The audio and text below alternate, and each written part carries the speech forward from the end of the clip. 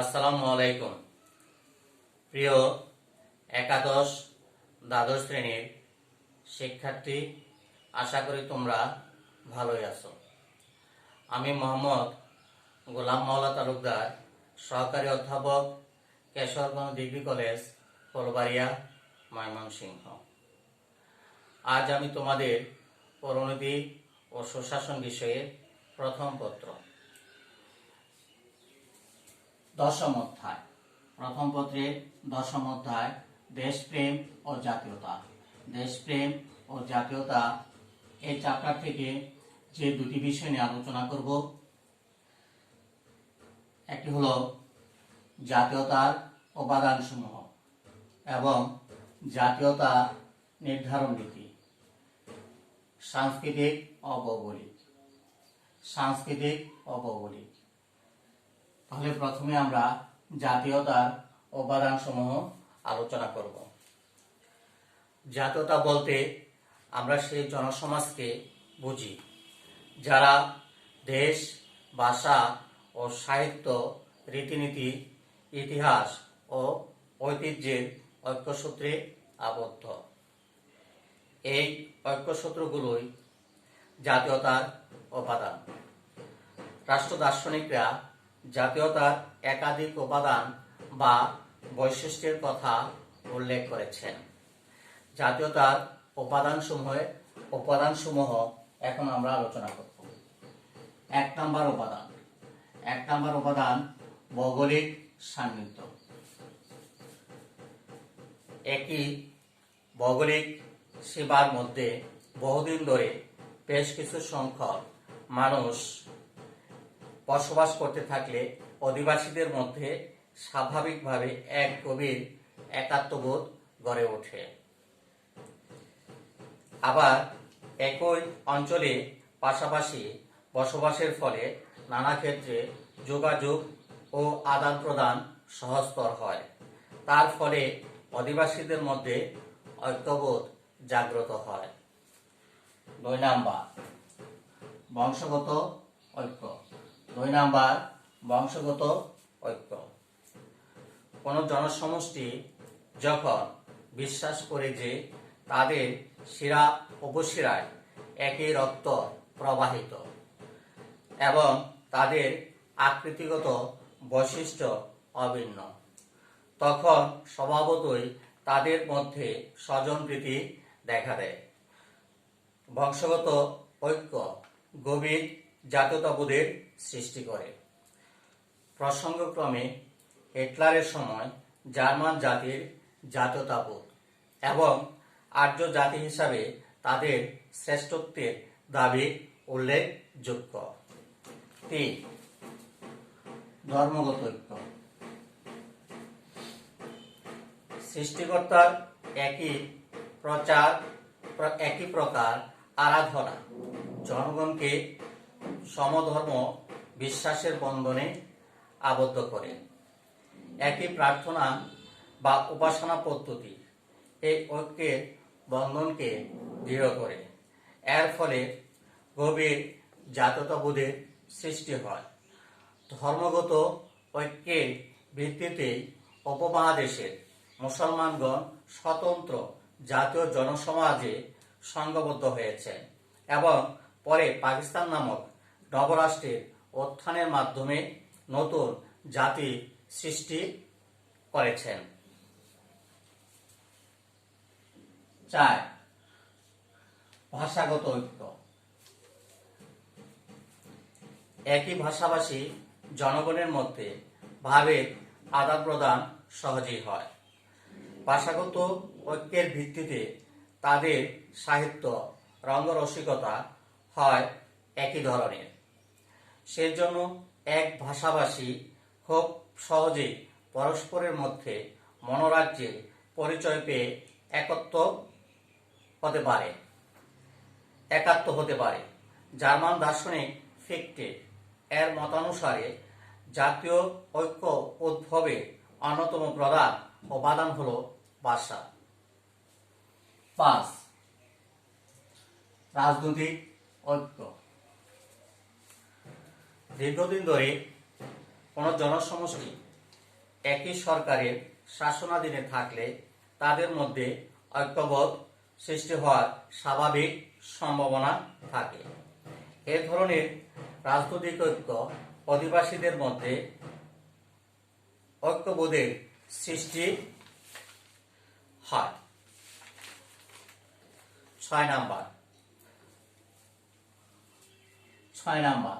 অর্থনৈতিক ঐক্য। অর্থনৈতিক ঐক্য জনগণকে জাতীয়তাবাদে অনুপ্রাণিত করে। অর্থনৈতিক দিক হতে যখন জনগণের মধ্যে সমতা বিরাজ করে তখন তারা একত্রে বসবাস করার মন্ত্রে উদ্বুদ্ধ হয়। জনগণের অর্থনৈতিক স্বার্থ যখন এক ও অভিন্ন হয় তখন তাদের মধ্যে জাতীয়তার বন্ধন সুদৃঢ় হয়ে ওঠে। 7 নাম্বার ঐতিহ্য ও কৃষ্টিগত ঐক্য। একই প্রথা, রীতিনীতি, ইতিহাস এবং একই জয় পরাজয়ের গৌরব ও গ্লানি প্রভৃতি জনগণকে ঘনিষ্ঠ ঐক্যসূত্রে আবদ্ধ করে এবং তাদের মধ্যে জাতীয়তাবোধের সৃষ্টি করে। বার্নার্ড শ এজন্যই বলেছে, রক্তের অভিন্নতা অপেক্ষা ঐতিহ্য ও কৃষ্টিগত ঐক্য একটি যৌথ আদর্শ জাতি গঠনে বেশি সহায়ক। 8 নাম্বার ভাবগত ঐক্য। ভাবগত ঐক্য জাতীয়তাবাদ গঠনে সর্বাপেক্ষা গুরুত্বপূর্ণ উপাদান। এ ভাবগত ঐক্য ব্যতীত জাতি গঠনের অপরাপর উপাদানসমূহ তেমন গুরুত্বপূর্ণ নয়, কারণ এগুলো ছাড়াও একটি জাতি গড়ে উঠতে পারে যদি জাতি গঠনে উদ্বুদ্ধ জনগণের মধ্যে ঐতিহ্যগত বা ভাবগত ঐক্য বিদ্যমান থাকে। জাতীয় ঐক্য মূলত ভাবগত ঐক্য। 9 নাম্বার সাধারণ জাতীয় ঐক্য। বিশ্বের সর্বত্র প্রতীকের ঐক্য জাতীয়তাবাদের বিকাশে সহায়তা করেছে। জর্জ ওয়াশিংটনের মতো বিশাল ব্যক্তিত্ব, নেপোলিয়ন, লেনিন ও মার্কসের মতো অনন্য সাধারণ ব্যক্তিত্ব, উল্লেখযোগ্য ব্যক্তিবর্গের সমাদাতি, দেশের পতাকা ইত্যাদি মানুষকে তাদের স্বতন্ত্র জাতীয়তাবাদে উদ্বুদ্ধ করে। 10 নাম্বার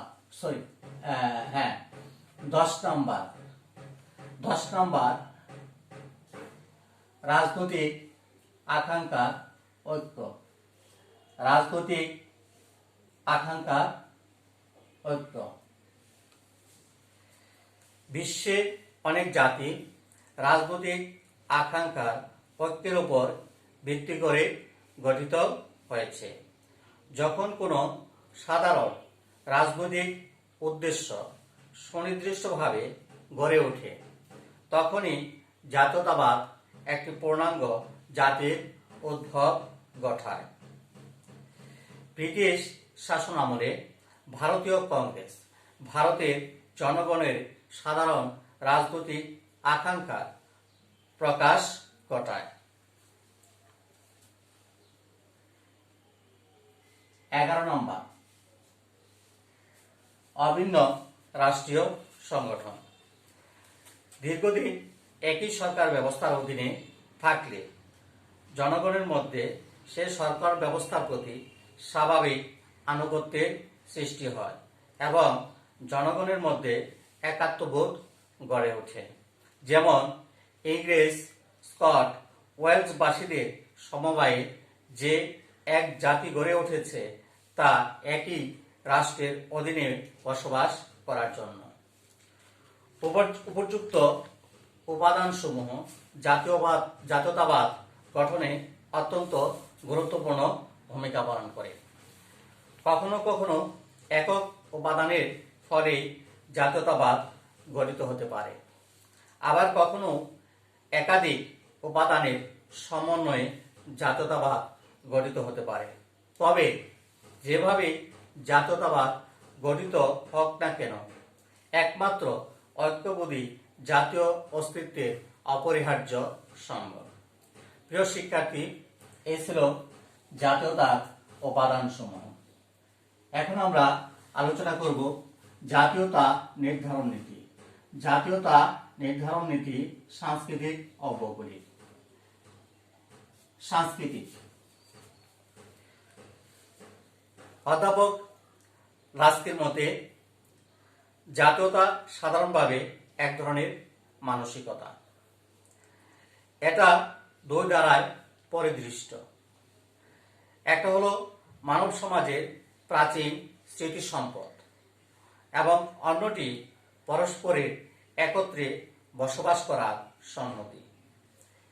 এটি একটি নির্দিষ্ট ভূখণ্ডে বসবাসকারী জনগণের মানসিকতা, অনুভূতি ও চিন্তা চেতনার ফল।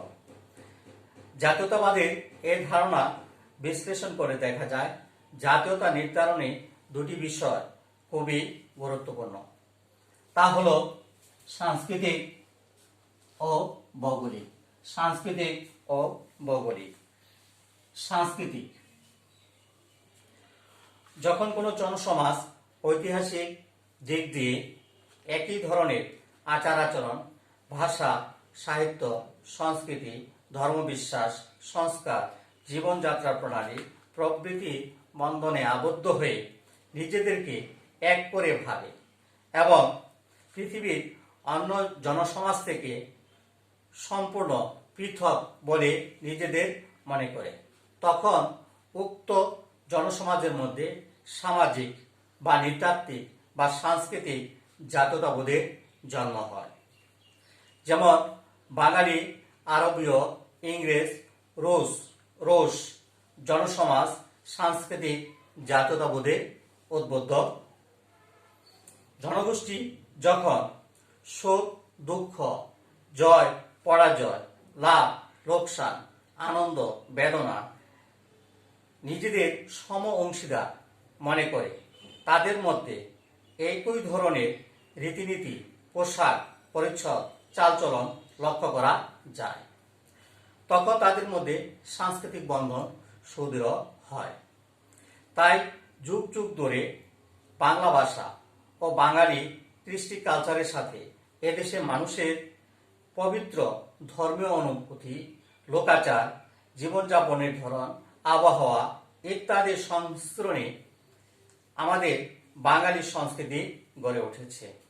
আমাদের ভাষা ও সংস্কৃতিকে রক্ষার জন্য আমরা রক্ত দিয়েছি। স্বাধীনতার জন্য উৎসর্গ করেছি 30 লাখ মানুষের প্রাণ।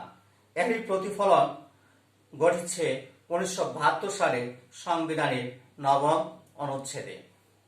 এতে সুস্পষ্টভাবে বলা হয়েছে, ভাষাগত ও সংস্কৃতিগত একক সত্তা বিশিষ্ট যে বাঙালি জনগোষ্ঠী ঐক্যবদ্ধ সংগ্রাম ও মুক্তিযুদ্ধের মাধ্যমে স্বাধীনতা ও সার্বভৌমত্ব অর্জন করেছে, সেই জনগোষ্ঠীর ঐক্য বাঙালি জাতীয়তাবাদের ভিত্তি। তাই